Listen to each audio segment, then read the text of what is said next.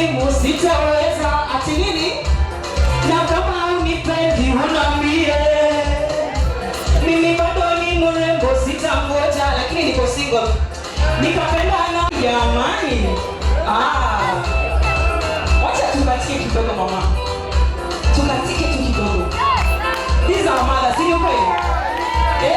Uzuri wa mwanamke si urembo. Ni tabia. Uzuri wa mwanamke si urembo. Ni tabia.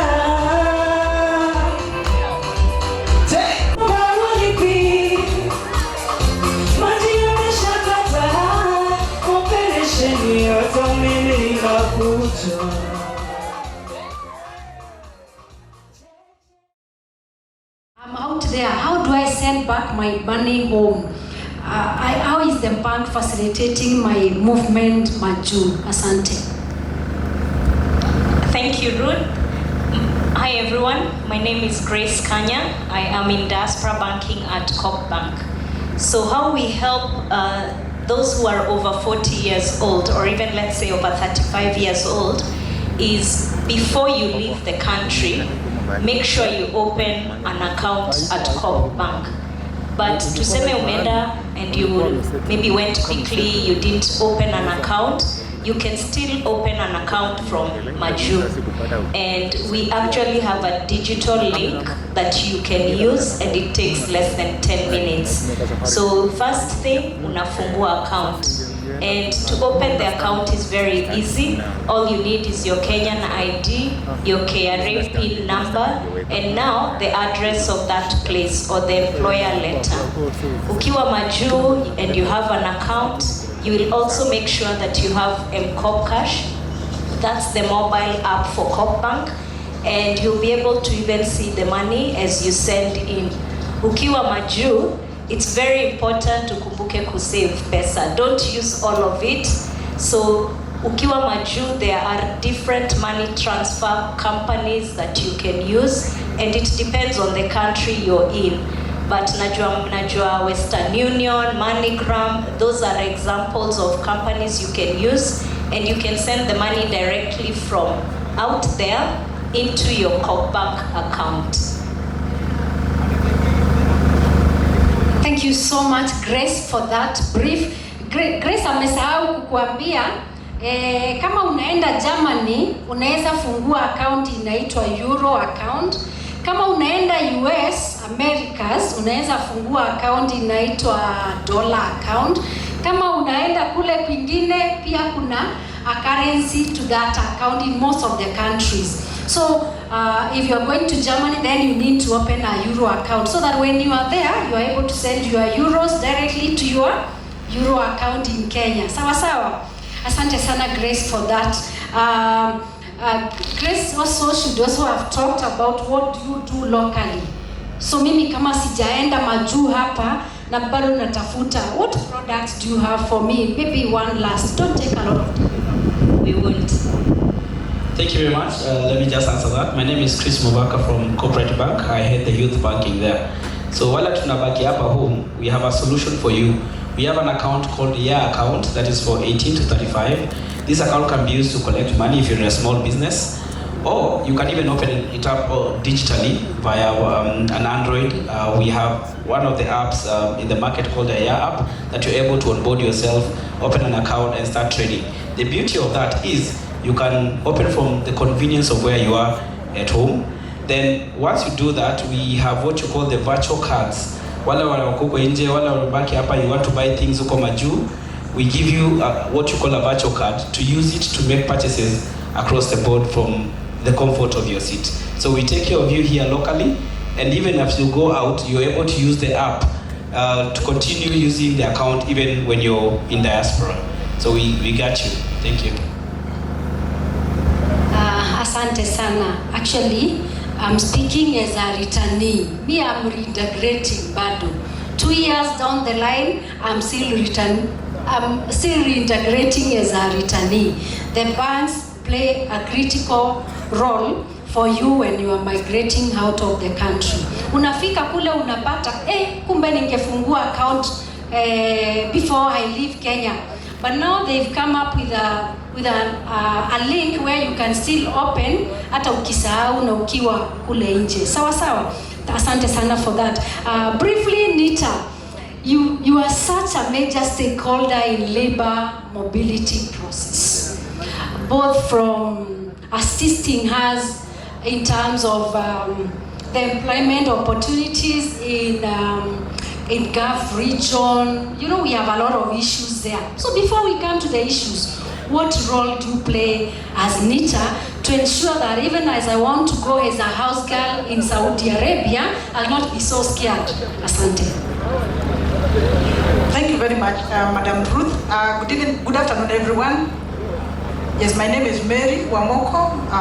Received greetings from our Director General, Madam Teresa Wasike, who sent me to this assignment. Before I proceed with my conversation, which must be very short, even if you didn't take home anything else, please just write this, that you can visit our website, www.nita.go.ke. I say this because NITA has very many services, and today I only narrow down to what is relevant for today. Our contribution to labor migration, maybe that's what I should call it, from Ruth's instructions. And I want to say this, that two of our major functions is to accredit training institutions and to accredit or register test centers. When it comes to accreditation of training institutions, we accredit institutions to train in any profession. They don't have to be public institutions, they can also be private institutions. We accredit individual trainers, but most importantly for this discussion, we accredit home care management training centers. In our website, you find that sometimes we call them training providers. So training provider could be an individual, a private institution, or a public institution who has approached NITA for accreditation and registration. When it comes to assessment, before we assess, of course, any education needs to know that there must be a curriculum. So for the programs that we offer, we develop curriculum, and that is in our mandate. And perhaps I should also add that even if you didn't take home anything else, we could also look at our law that establishes NITA, that is Cap 237, the Industrial Training Act. So for every program that we offer, we also have a curriculum. And once you have been accredited for programs that you have requested for, then we also assess your trainees and issue certificates. Since 2021, when the government pushed higher the issues of regulating migrant workers, and because of the feedback we were getting from the Gulf, a number of you have seen news and headlines that are not very good sometimes. Since 2021, we have been able to assess domestic workers migrating to the Gulf in the numbers of over 240,000. So these are people who have gone through the training programs and have been generally said sourced by the agencies who are under Mr. Wahome, like ASMAC and others, who take those migrant workers to NITA accredited training institutions for home care management, and then we assess them, we issue them certificates. You could go for reskilling, because what we do pre-skilling, we reskill and we upskill. So if you have a course, but whose certificate is too low to get you a job, go for upskilling. And I repeat, if you have a certificate that is not giving you a job, go for reskilling. If you don't have a certificate, you don't have a skill, look for a place to skill so that you reskill. Let alone you can upskill or reskill. Now, if you've been working, maybe even in your relative's shop or business, and you have skills, you know you can paint, you know you can mix paint, you know you can do masonry work, you can make a bed as a carpenter, and you do not have a certificate, you cannot prove to anyone. All we know is that you are one of the best carpenters in the village. Please move very fast to activate institution and ask them to guide you on how you can be tested without going to class and you get a certificate. We call that the combination of prior learning, meaning you have learned, prior, you learned, but you have not been certified. We are doing that. We are expanding that to all areas, including domestic work. We are just about to finish something with ILO, and once it is out, we shall announce so that you can present yourself for assessments. We are also doing that for basically for any area, just request for it. Vijana, please be on the lookout. Some of you, I have had, like I said, I spent the better part of my morning in the booth receiving guests. I had some of you talk about having benefited from the KYEOP, the KYOP program. It was a World Bank program. I want to tell you that it has come back. It's just a matter of time, but this time it will be called Nyota. So when you hear Nyota, please present yourself for skilling and assessment and combination of prior learning. The reason why I gave more time was because I knew she can talk about ule mtu wa kule ile ambaye unamuona kila wakati anatengeneza vitu. Maana certificate unaweza kumwambia aende kwa shule ya TVET ama kwa NITA aende apatiwe certificate na anaweza apata kazi majuu. It can be a diploma, it can be a certificate depending on the assessment. Tuko pamoja? Asante sana. Can I just add something? 1 minute, just please. As we speak, you can start as low as 5,000 shillings. We have trade tests also. Maybe she pushed me fast. The combination of prior learning is a slightly higher program. There is a law on board the government trade test where you can start at the lowest level of grade 3. The booking fee is 5,000 shillings. It is over in April, August, and December. Booking is done a few days before the onset of the exams. And for the December series, the booking is on. It is closing on the 18th of October 2024. Please rush to activate institution and register yourself for government trade test grade 3, grade 2, grade 1, depending on where you are. Thank you. Asante. Kufikisha hiyo information ya kwamba wale wali drop shule, all is not lost. If they have a skill, they can be very good chef, they can be very good in washing dishes, all this. Asante. Now, I want to go back and have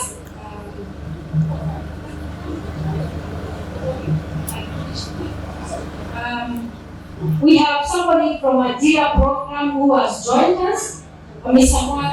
Wandi. Really take a minute, tell the youths here how they can access the online jobs bila kutumia akaunti ya mtu, bila kulipa mtu mwingine pesa, lakini wao wenyewe wakuwe na akaunti zao na wasikuwe na broker. Asante. Thank you so much for this opportunity. My name is Mark Mondia. So I'm glad to be here, and I'm going to just talk a little bit about the JIRA program and where we come in especially to support our youth and the entire citizenry of Kenya, especially when it comes to matters digital work and digital economy.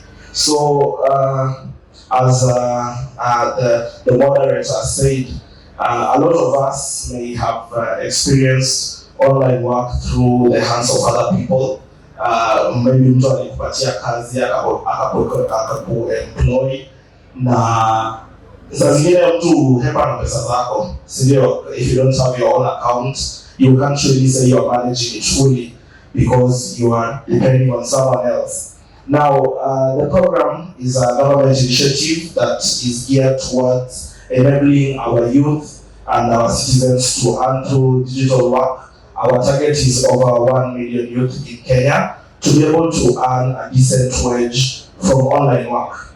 And so what do? Our process involves mobilization and pitching. Like for those who don't know about the program within the audience here, now you know that there is something called the JIRA Digital Program. And after the pitching, we invite you for training. Now training comes in 2 modes. We have the physical training where you visit some of our centers, or we visit your institutions or your community groups and all those partners. And the other form of training is virtual, where you register through our portal and are able to access a link for training. So we train on basic modules. I know most of you know of items like content writing, kuna writers najua miongoni mwetu hapa, digital marketing, transcription. These are more of the basic items that we teach, basic modules. Then we also tutor on advanced modules like basic graphic design, basic web design, software development, all these technicalities which are now running the world. We know the world is now digital, so we focus on also training our youths on these items. So once you're trained, we take you through a mentorship program. This mentorship program is meant to now upskill you completely, because the training program is quite short. Hawezi soma kila kitu hata na wiki moja, but when you're mentored, you get access to more information, more guidance, more coaching, and after that you are able to be guided through some of the accounts that we have that offer online work.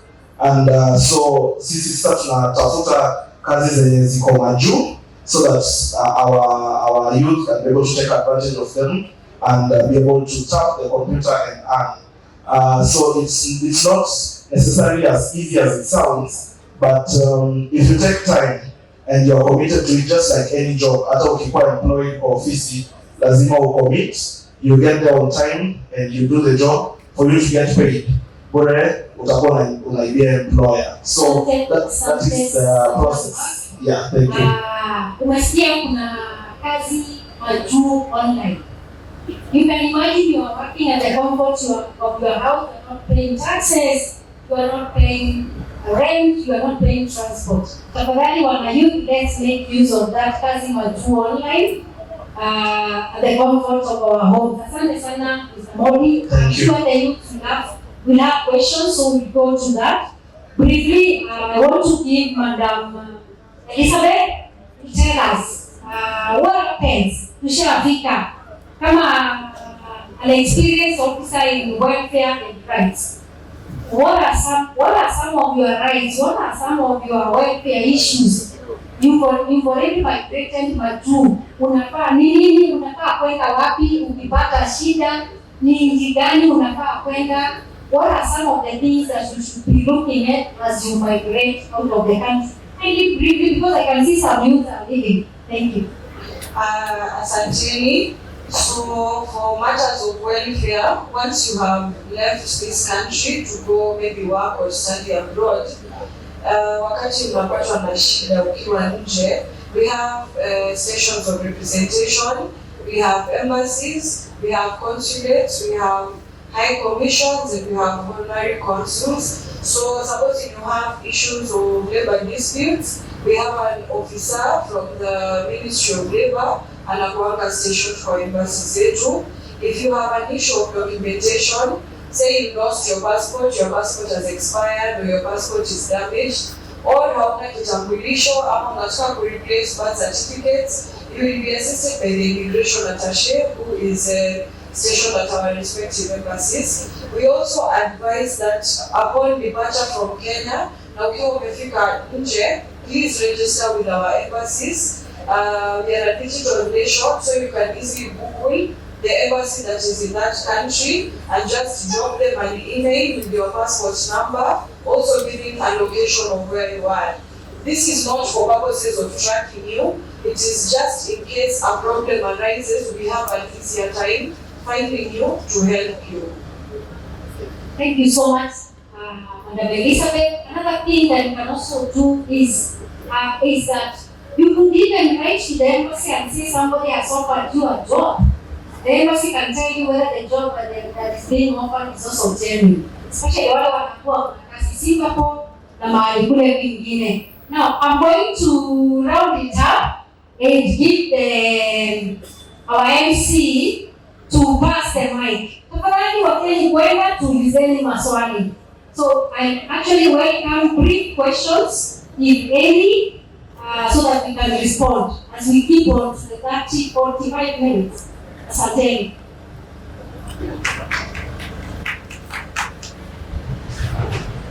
We still clap for them, but they need to. I'm seeing, just keep your hands up. A mic is coming your way.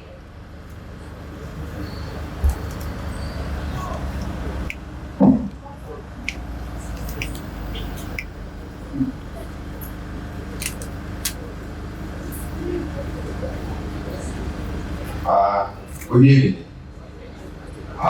My name is Owen. So my question, I guess it's a general question. Now that most of us are battling trust issues, give us reasons we should trust you guys. And maybe there is that information we don't know, but you know. I won't say that you are hiding it, but it will be wise and good for you guys to tell us. But majorly, I want to stress on the issue of trust issues. Give us more reasons we should trust you guys. Sunday, did you say your name? Please say your name. Owen. Asante sana Owen. Question taken. We pick all the question and then we'll answer them. Next up, after Owen. Thank you. I'm Brian. My name is Brian. I had this question. Since most of us, I've been here since morning because nikisikiza wenye tumekuwa tukitembea hapa kwa boots. The major thing yenye wameuliza wenye wamekuwa wakituambia we must have a passport and mostly kama mimi sina passport. The process of applying a passport is the way we have been told is 7,000 or around 8,000. So my question was could there be a way yenye tunaweza saidika kwa kupata hii passport, then we can pay maybe later through the agency or something like that. Asante sana. Next, please this side. Yes. Naitwa Bisano Gani. Swali langu ni kwamba kuna nchi za Middle East na kuna jambo la dhuluma ya wanawake ule Middle East, wale wametoka hizi nchi za Afrika. Sasa niliwaomba kwa heshima kwamba muhakikishe, mueleze hii maneno ya security ya wanawake wetu na wasichana wetu wenye wanaenda Middle East, kwamba security yao hatutasikia tena maneno ya mauaji yenye inafanyika kule. Maana utafiti inasema kwamba jambo kubwa yenye na face Middle East is lack of women rights. So I want you to clarify that point so that itoe hiyo taswishi. Swali ya pili, kuna changamoto ya wale wenye wanapata kazi majuu, ile nimesikiza hapa, inaitwa bureaucracy, that is legal and administrative challenges yenye iko kule.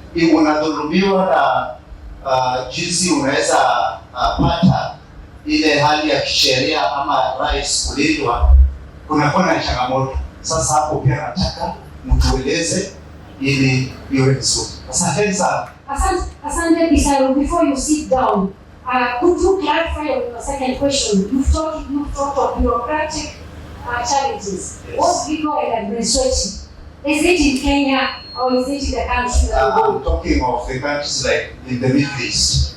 So what do you mean when you say legal and administrative challenges? The legal and administrative. Kwa Kiswahili.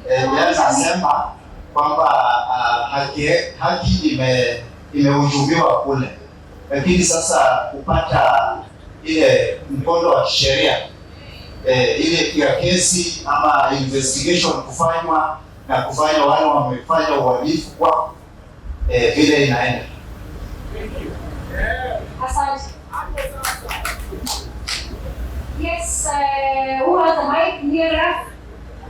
You have the mic? Yes, please. My name is Doreen. I have one question. Yes, please.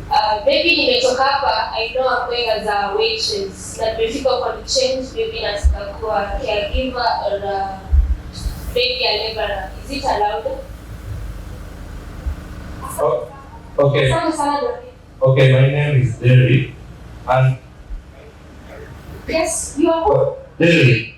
Very. Derry. David, yes. I'm a gentleman. Apologies, sincere apologies, Mr. David. Okay, my question is simple.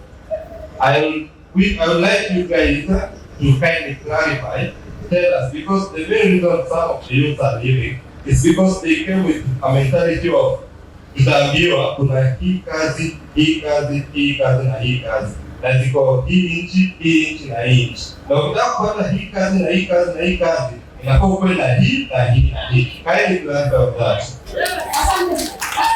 Asante sana. David, wana youth wanataka real job. Siko wapi? Sawa. Good evening. My name is Brian. I'm going to direct my question to the Ministry of Foreign Affairs and Diaspora Affairs. I've seen the Mkulima Majibu. I'll be very specific on the Mkulima Majibu program.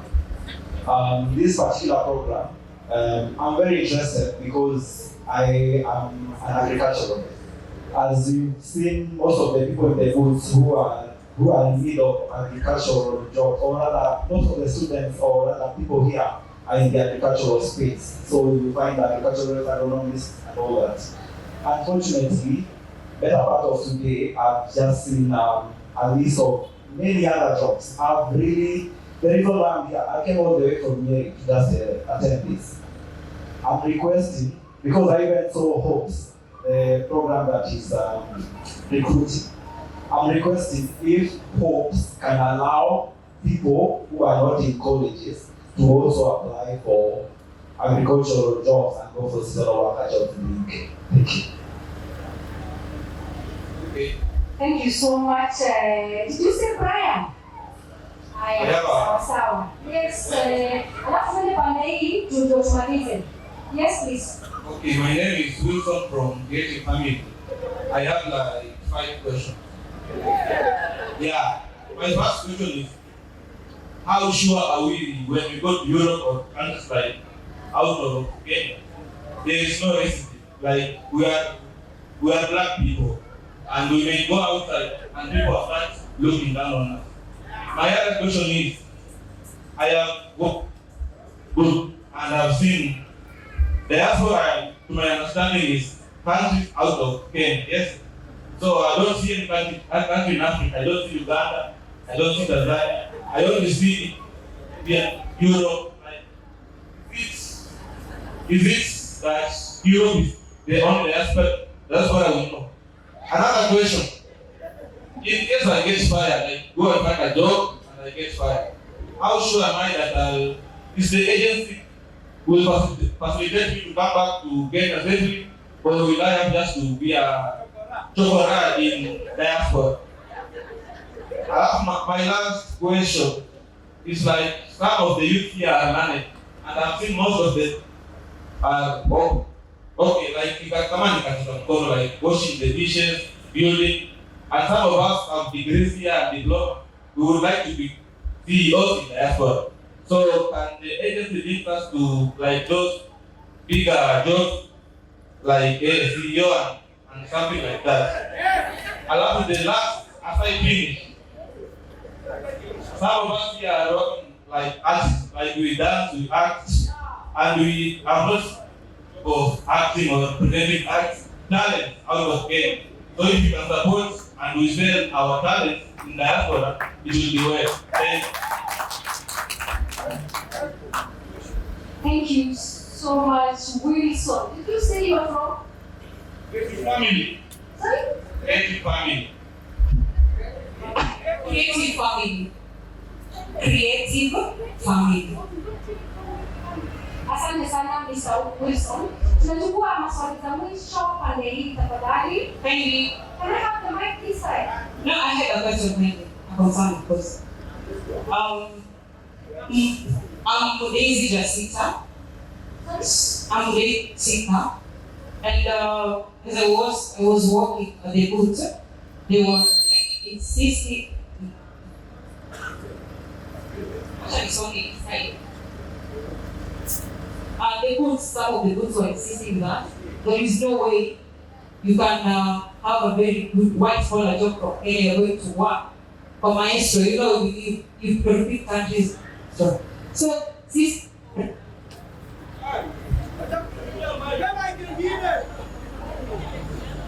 So they are insisting on kazi ya nyumba. So I would really wish you guys who are on the panelists to just tell us, kama ni kazi ya nyumba tumekujia kwa hivi tujue tujipange.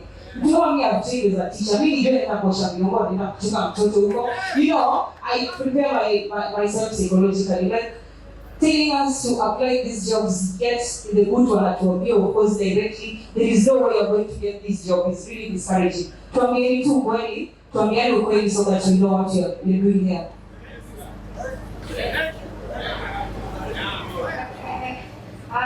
Mimi nataka mchukua pande alafu nikaje tuende raundi ya pili. Ndio?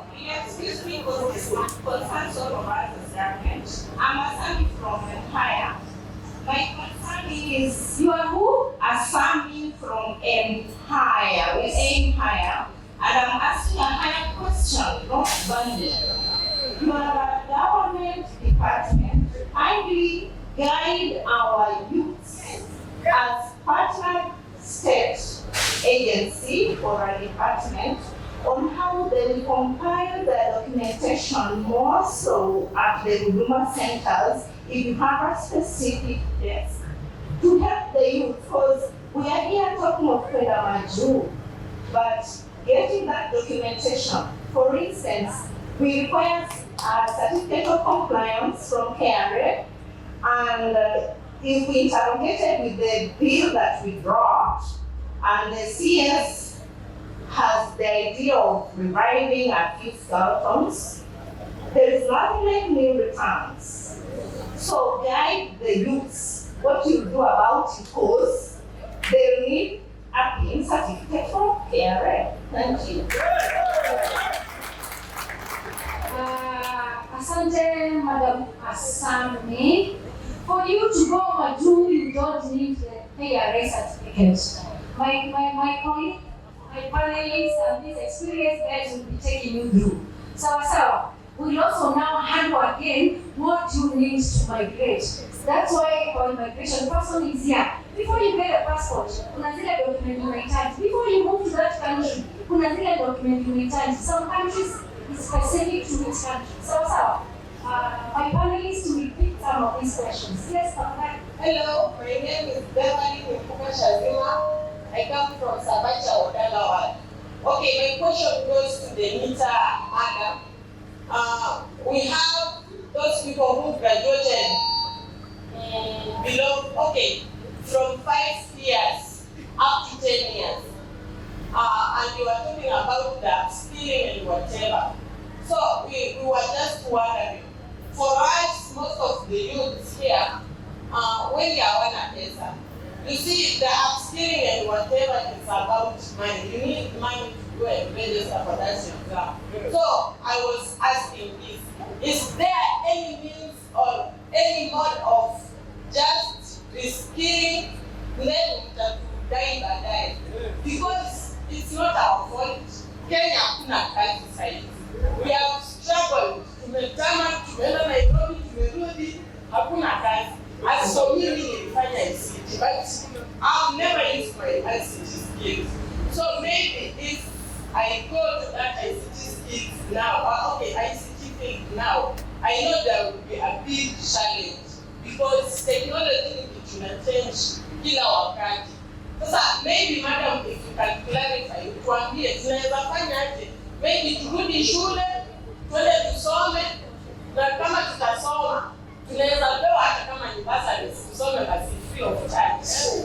Asante, Madam Bifane. I want to pick the last question for round one. Kwa majina naitwa Boniface. Swali yangu kwa Diaspora Jobs panelists. Nauliza tu, after this training, 3 days training, tunaenda kusubiri for how long? How long are we going to wait to honor our brothers and sisters flying to your country? Then another point of concern, come on, if they are going to fly,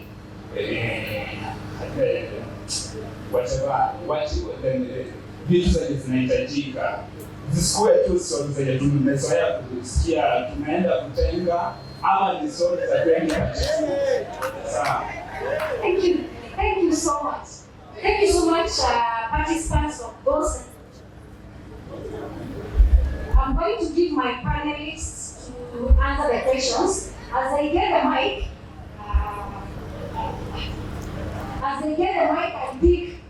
I pick 2-3 questions. I pick one question on wakulima majuu. Sawa. Kuna mtu ameuliza kama wakulima majuu watu wanaweza kuruhusiwa. Na unauliza aje watu wanaweza kuruhusiwa? Wale walimaliza kitambo, wale wako kwa colleges. Sawa. So I'll briefly touch about it. So for wakulima majuu, the people who are taken are below 30 years. Okay, they need to be a bit energetic because the work is tedious. So they are below 30 years of age, and we also want people who have not left the school long time ago. So kwa ule mtu amekuja all the way from Nyeri kutafuta kazi majuu, wakulima majuu, tafadhali if you are below 30 years, register your name pale kwa Diaspora desk. Sawa. Kwa wakulima hii kazi ile, this is not professional. This is farm work. This is being a farmer majuu. Then the other one that I will also pick will be on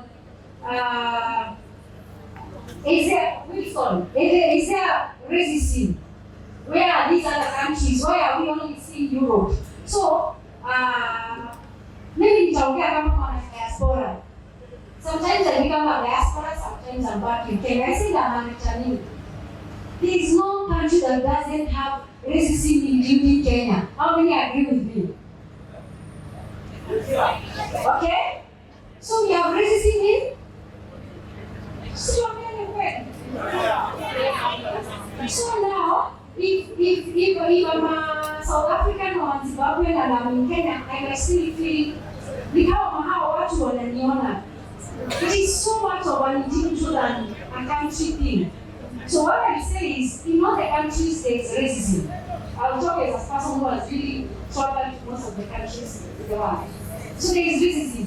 So what we expect you as our Kenyan people is to have resilience. How do I survive in America? I don't care how the Mzungu is looking at me. I'm doing my work well. I'm a CEO there. Yes, you can be a CEO in America. We have both professional jobs. We also have trades job. So tuko na zote. Kama mwalimu yule amesimama pale akaongea, yes, we have teachers moving to America, for example. What are some of the subjects that you need? Now those are the questions you should be going to the books to ask. This subject gani? Because possibly in America, sitaenda kufunza geography.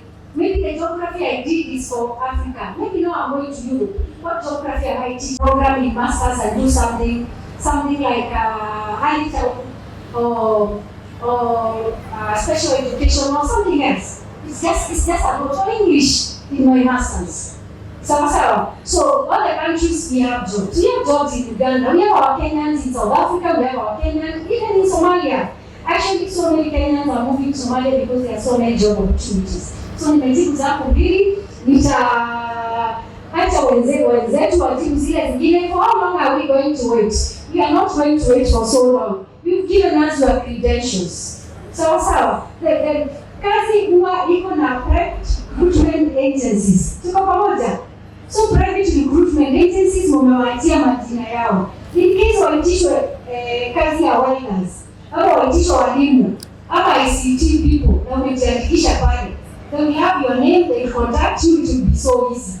Also, as a state diaspora, as a state department for diaspora, we are also creating a skills database, a skills inventory, so that in case kama kuna watu wanakuja kwa PRAs na wanawaitisha watu kwa haraka, we can share the information with the recruiters and tell them, see, we have a list of nurses who are ready, who want to travel out of the country. So we not wait for so long as we get the opportunities. That's the thing. Getting jobs abroad is the president's number one agenda, our priority. So you can be so sure that next week they will be going to Germany to look for jobs. These are both professional na hizo zingine. Tuko pamoja. So I'm answering your questions on lazima mtu aende akule mtu wa chini kule nje, sio lazima. Sawa. But depending on where you are in life, you can also decide possibly the ICT person. You can go to Ajira, for example. Start small. Start with Ajira. Get some money to make you move to the country of your choice. But generally, we are moving. We are going across the continent. We are looking for jobs as government, professional and all, both skilled, semi-skilled, and jobs. Hakuna mtu tunaacha nyuma. Asante sana. Trust issues. Yes, I also think the trust issues. How can you trust us? Sure. I know. We are trying to build that trust. We want to tell you the truth. When you go out there, kuna challenges. Nimekwambia kuna mahali hakuna racism. Ukienda nje pale unaweza pata somebody who is as human as you here. So utapata mtu mwenye anakuangalia vingine. But how do you deal with that? So we want you, the pre-departure training will assist you to really be able to learn the culture. What are the expectations as I go to Saudi Arabia? What are the expectations as I go to USA? What am I expected to know? Nini ninafaa kuwa nikijua, and how do I prepare my mindset so that I'm able to cope? So it's more of coping. For the trust issues, we are really coming on board. We are coming here for personality. Tunakuja kuongea na nini, tunawaambia hizi kazi ni za ukweli, na tunaleta different stakeholders. So you need to believe us. There is nothing we are hiding. Our brothers and sisters are out there. Wako majuu. If you talk to my panelists here, they'll be telling you my aunt, my uncle, what wako nje. So please, guys, you need to trust us. Sawa. There is nothing we are hiding from you.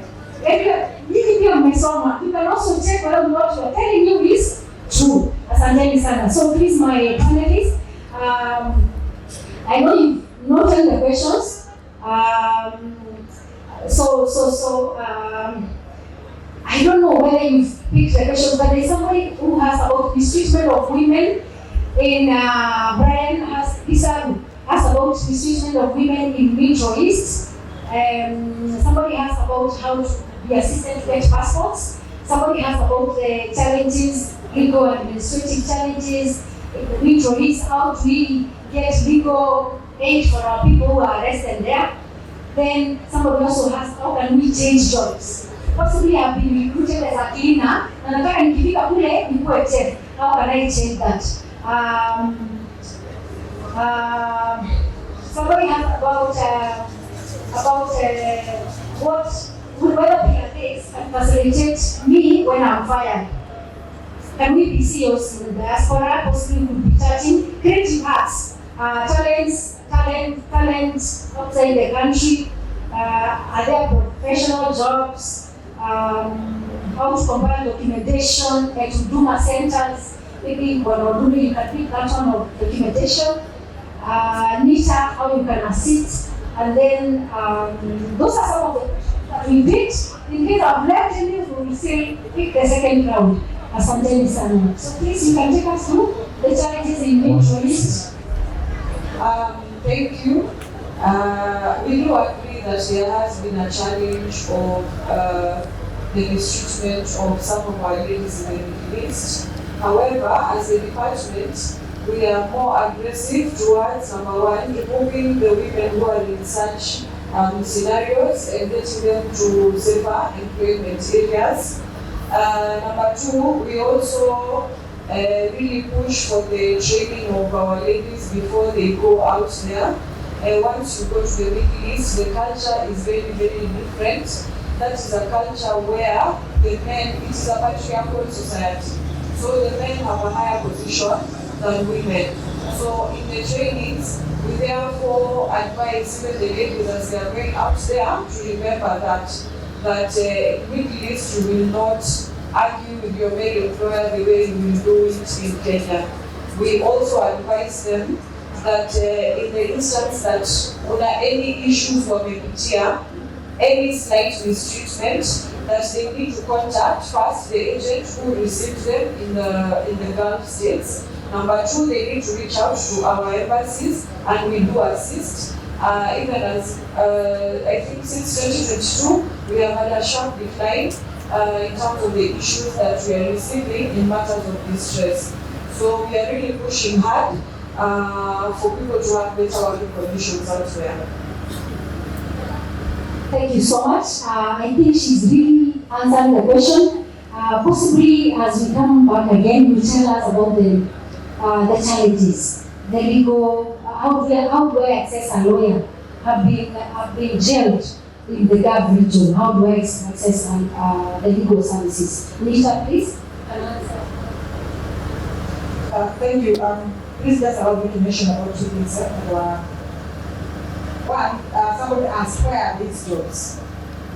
I think that I supposed to put there and fight the private employment agencies. I'm not talking on behalf of NEA, but I know we work together. Just like one of the officers is not here. And if you go for the NEAIMS, that is National Employment Authority Information Management System, .go.ke, the private employment agencies, these days we call them employment agencies, the private employment agencies, once they receive orders for jobs, they post them on the NEA website. There's a long list, and I know some of you get very discouraged because when you browse, you just find that when you scroll that list, you find that most of them are domestic work. What I know, and I have done that, is that there are also other professions. We have drivers, we have mechanics, we have masons, we have nurses, we have ICT, and many others. The list is long as in thousands. So if you're a patient, you will see the job and you will see the PRE that has posted those jobs. All the PREs that are listed on the NEA website are genuine. So that is where maybe you could say, how can you trust these jobs? And the list is already there. Every now and then, NEA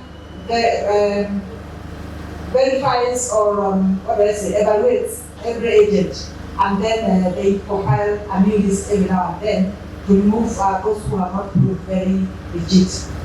So that is one way of perhaps telling me that the government is careful not to expose Kenyans, but instead is regulating that area by making sure that agencies comply. The issue of reskilling and funding, certainly, of course, funding for education in Kenya is getting more expensive because of joblessness. But sometimes I also say that we don't necessarily tell you where the funds are. The funds are also there. We have offices, we have GAP offices, we have bursaries, we have CDF, and other funders, other partners. There are many partners who are supporting skilling in Kenya. By the way, particularly for areas which are very technical and which are more sellable, so to say, out there in the construction industry, there are quite a number of partners who are sponsoring that. I think what we need is a step of faith to first go and look for that course. You first decide what course you want to do, and by faith you go and apply for it, and then get to know what the requirements are. You'll be surprised that some of those requirements are not as high as perhaps you may want to imagine. Particularly if, for example, for your first training, you did maybe you did a parallel program which could have been very, very expensive. Some of these other areas are not necessarily very, very expensive, but it requires that first you go and enroll and then discuss with those institutions on how you can get scholarships. That is just what I can tell you. Right now, we don't have a mode of learning in advance in Wikipedia. We don't have a credit facility for training in any of our centers, which are 5, or in any of our graduate centers. But I would prefer that you first apply and then start looking for the funding. Thank you very much. Thank you so much, Madam, for that. So I go to Mr. Oduke, documentation kindly. We really need KRA certificate. Hello, thank you. We don't need a KRA certificate when we are applying for a passport. And there was a question on passport issues. Brian, I think the second question is, why can we apply passports through agencies? And he was saying that he does not have passport fees to apply for the passport. What can he do? I think there was somebody here. Now this is my suggestion. It's a difficult question because you cannot, the passport process cannot go through without fee payments. It has to go through e-citizen portal. Without that payment, I try to do. Now why don't we try the Youth Fund Enterprise Fund? Yeah, that can be my suggestion. Go and see the judge, they are here, talk to him about some unique funds. So I think there are so many answers to that question. About Huduma Center, unfortunately, immigration is not a part of the Huduma Center, but there are discussions to involve immigration in the Huduma issues. But if you are getting difficulty in applying for any document in a station, please go and see the supervisor in charge. That Huduma Center involves a lot of government agencies, driving licenses, there is the kind of issue, birth certificates, IDs, certificate of good conduct, and so on. So it is an interagency thing, although immigration is not yet involved. And all these documents that we need have got requirements. I cannot read all of them here. It can take me 1 hour to start with ID, go to birth certificate, then go to driving license. So please, apologies, I will not read all the requirements here. But you can also Google Huduma Center and find out what you can do on the requirements. Through e-citizen, also the government agencies and other agencies. Through e-citizen, before you start applying for a document, or rather in Abuja, after you want the ID, utaambiwa what you are supposed to have. So it is not very difficult, I don't have to do them here. The requirements for passport application is also a long list. I know time is not on our side, but I will read them very fast. Africa Airlift Initiative, success beyond borders.